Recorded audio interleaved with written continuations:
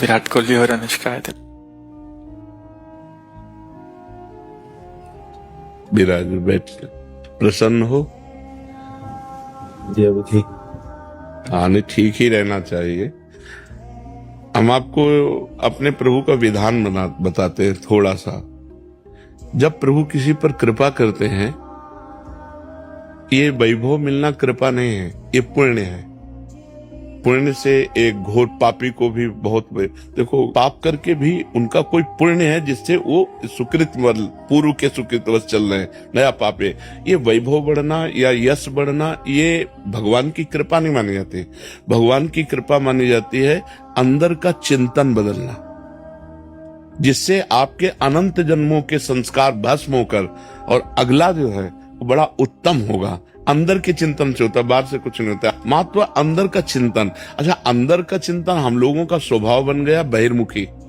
बहिर्मुखी मतलब बाहर यश, कीर्ति, लाभ, विजय, इससे हमको सुख मिलता है। अंदर से कोई मतलब नहीं रखता कोई विरला ही अंदर से। अब क्या होता है, भगवान जब कृपा करते हैं तो संत समागम देते हैं, फिर दूसरी जब कृपा होती तो विपरीतता देते हैं, और फिर अंदर से एक रास्ता देते हैं। ये मेरा रास्ता है, ये परम शांति का रास्ता है, ये शांति का रास्ता नहीं। भगवान वो रास्ता देते और जीव को अपने पास बुला लेते हैं।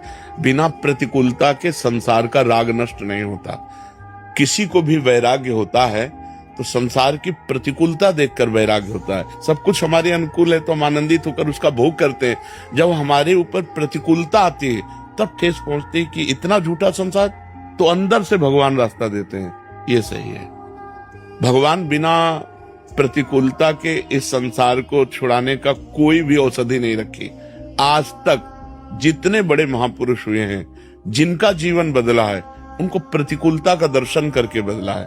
तो कभी प्रतिकूलता आए उस समय आनंदित हो कि मेरे ऊपर अब भगवान की कृपा हो रही है, कि मुझे सतमार्ग में चलने की प्रेरणा मिल रही है। अगर सतमार्ग छूटा हो, ये सब तो एक सेकंड के लिए आप विचार कीजिए। अब अपना सुधार कर लो, अपने जीवन को सत्य में ले आओ, तो अगला जो होगा वो बहुत जोर का होगा। चाहे जन्म हो श्रीवान, कुलवान, धनवान, वैभव संपन्न ऐसे, और भक्ति की अनुकूलता, खास बात श्रीवान, धनवान, कुलवान नहीं, खास बात भक्ति की अनुकूलता। अगर इस जन्म में भगवत प्राप्ति नहीं हुई तो भगवान श्री कृष्ण ने गीता में कहा है कि मेरे भक्त का नाश नहीं होता।